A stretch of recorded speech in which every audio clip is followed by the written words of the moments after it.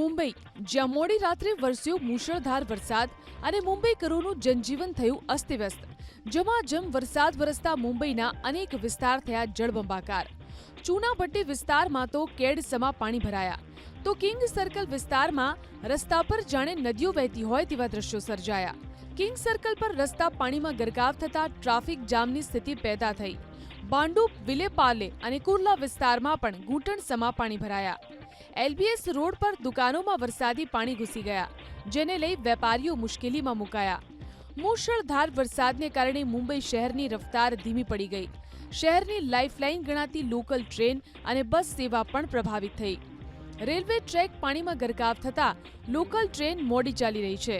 Kurla railway station પાસે railway track પાણીમાં સંપૂર્ણપણે ડૂબી ગયા છે, તો દાદર રેલવે સ્ટેશન પર મુસાફરો અટવાયા છે.